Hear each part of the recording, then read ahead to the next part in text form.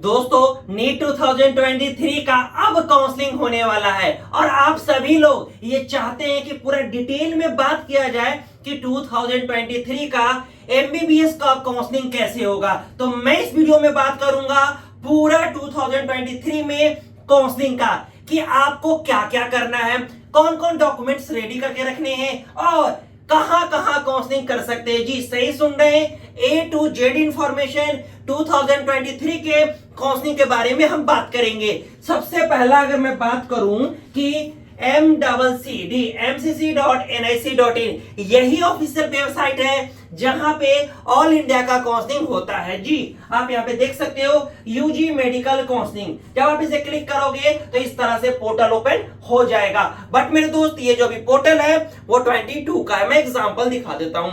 ऐसे ही 23 का portal active हो जाएगा, पूरा चीज आ जाएगा।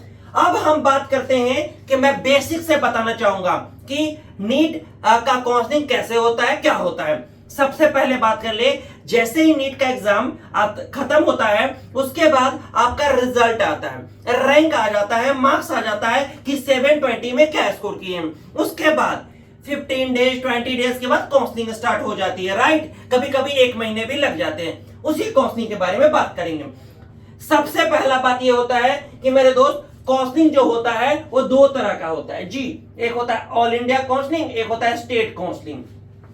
ऑल इंडिया काउंसलिंग को ही 15% का काउंसलिंग कहते हैं। ऑल इंडिया काउंसलिंग को 15%, 15% का। ऐसा क्या होता है इसमें? ऐसा इसलिए होता है कि इसको जो कंडक्ट प्रेजेंट में करा रही है वो करा रही है एमसीसी। देखिए बहुत सारा बात चला कि 23 में एक नया तरीका आएगा कॉमन काउंसलिंग का। ऐसा कुछ नहीं है, अब कुछ नहीं आएगा। जो आना होगा 24 25 में आएगा।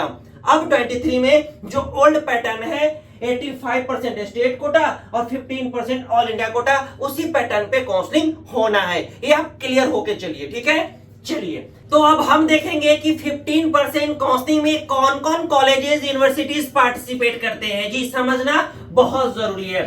देखिए ऑल इंडिया 15% काउंसलिंग जो एमसीसी कराती है उसमें सबसे पहला समझ लीजिए 15% seat of all government medical college है। जी किसी भी स्टेट का कॉलेज गवर्नमेंट का होगा उसका 15% सीट ऑल इंडिया निकाल लेगी, खींच लेगी और वो कहां चला जाएगा? एमसीसी के काउंसलिंग में। और 85% जो बचा उस कॉलेज का वो कहां रह जाएगा?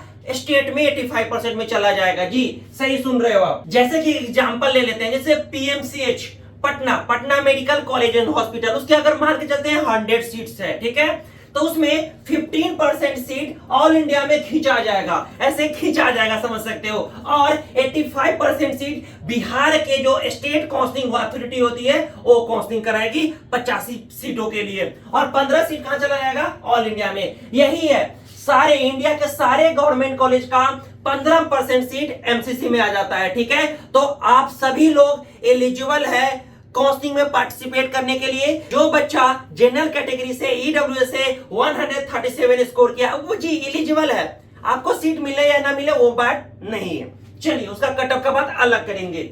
सेंट्रल यूनिवर्सिटीज आपके सारे जैसे बीएचयू, जामिया, ये सारे सेंट्रल यूनिवर्सिटीज ऑल इंडिया में पार्टिसिपेट करते हैं। ईएसआईसी जी employ scheme of insurance scheme. जी ईएसआईसी जैसे ईएसआईसी बीटा में नया खुला है तो ये कहां करेगा? ऑल इंडिया में। ये बिहार के स्टेट में बीटा वाला ईएसआईसी नहीं दिखेगा। क्लियर हो रहा होगा। एम्स जी all India institute of medical science, ये सब कहां दिखेगा? एमसीसी के काउंसलिंग में। मान के चलते हैं कि एम्स पटना में है तो क्या वो ऑल इंडिया काउंसलिंग स्टेट में दिखेगा? ऑल इंडिया में दिखेगा, स्टेट में वो नहीं दिखेगा। जिपमर जी जवाहरलाल नेहरू बहुत मेडिकल कॉलेज तगड़ा जिपमल का कॉलेजेस होते हैं तो ये भी कहां दिखेगा? एमसीसी में दिखेगा। बीएससी नर्सिंग के जो कोर्सेज होते हैं वो भी एमसीसी में ही काउंसलिंग में दिखते हैं।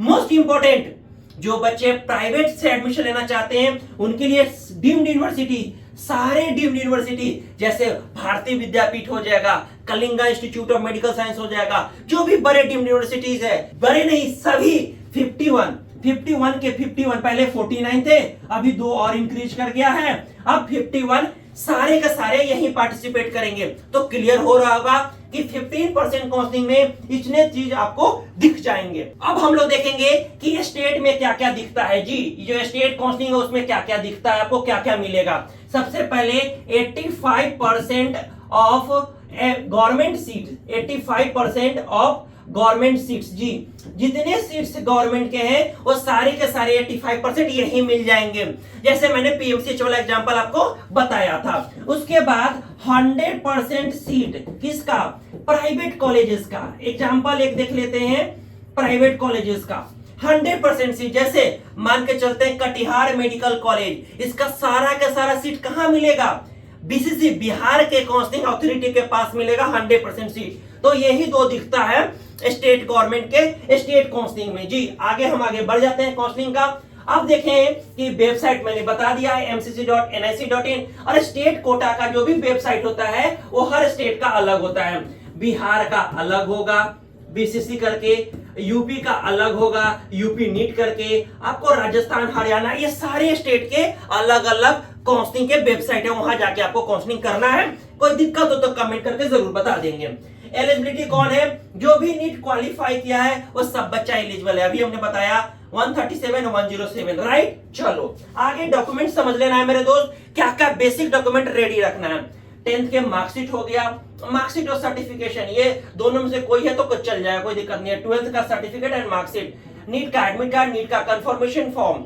फॉर्म क्या होता है, जो आपने एप्लीकेशन को अप्लाई किया था। नीट 2023 का स्कोर कार्ड कि कितने आपके मार्क्स और रैंक बने हैं। कैटेगरी सर्टिफिकेट जो कोई एससी से हो ओबीसी से हो बना के रख लेगा। मिनिमम जो साइन करवाएगा वो कराएगा एसडीओ तक, राइट, अनुमंडल तक। बात को समझ रहे हो, ब्लॉक से काम नहीं चलेगा, सही है। 8 passport size photo, identity proof, Aadhaar card, PAN card, gap certificate. Gap certificate ये होता है कि आपने 2021 में 12th को पास किया और 23 में एडमिशन ले रहे हो, तो आपके पास 21 और 22 का गैप होना चाहिए कि हाँ हमने एफिडेविट होना चाहिए कि हमने कहीं एडमिशन नहीं लिया है। हेल्थ सर्टिफिकेट वही होता है मेडिकल सर्टिफिकेट। ये बेसिक डॉक्यूमेंट्स है जिसे आप पूरे रेडी करके रखेंगे, राइट। हाँ जी। उसके बाद काउंसलिंग प्रोसीजर कैसे होता है, सबसे पहले आपको ऑनलाइन रजिस्ट्रेशन करना पड़ेगा एमसीसी के वेबसाइट पे, फीस पेमेंट करना पड़ेगा, वो हम आगे बताते हैं। Refundable and non refundable amount वो बता देते हैं।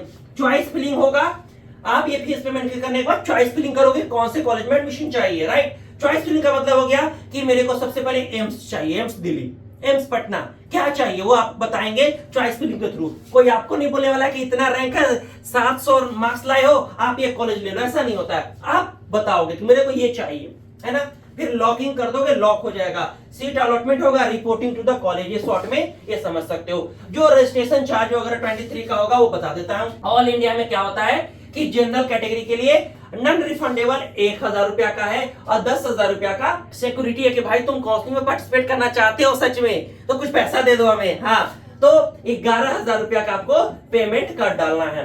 अब SC ST OBC वगैरह के लिए 500 ये है और 5000 ये है सिक्योरिटी का, तो 5500 रुपया आपको पेमेंट कर देना है।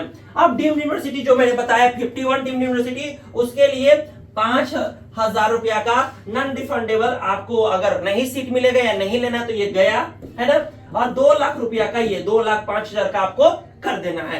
ये पूरा क्लियर हो रहा होगा आपको, पूरा एकदम साफ सुथरा भाषा में। अब यहीं पे मैं ऐड कर देता हूं थोड़ा सा कि स्टेट का क्या होता है, स्टेट का चार्ज क्या होता है। दोस्त स्टेट का बहुत ज्यादा नहीं होता है, रजिस्ट्रेशन का लगभग 1 से 2,000 रुपया अदर स्टेट का होता है, लेकिन वहां भी सिक्योरिटी अमाउंट बहुत हेवी होता है मेरे दोस्त। जैसे यूपी का 2 लाख रुपया का, बिहार का 2 लाख रुपया का, राजस्थान का 1 लाख रुपया का, हरियाणा का 1 लाख रुपया का, वेस्ट बंगाल का 0, कुछ नहीं, कर्नाटका का 0, सिक्योरिटी में नहीं है, बस रजिस्ट्रेशन का लगेगा। ऐसे ऐसे सारे स्टेट का हम आपको बता देंगे, आप कमेंट में पूछ भी सकते हैं। तो ये पूरा डिटेल वीडियो था आपको 2023 के नीट काउंसलिंग रिलेटेड। अगर कोई क्वेश्चन रह गया है तो दिए गए नंबर पे हमारे एक्सपर्ट से बात कर सकते हैं, कमेंट में पूछेंगे तो सारे जवाब जरूर देंगे। होप सो वीडियो अच्छा लग रहा है, मिलता है वीडियो में, bye, take care, see you again.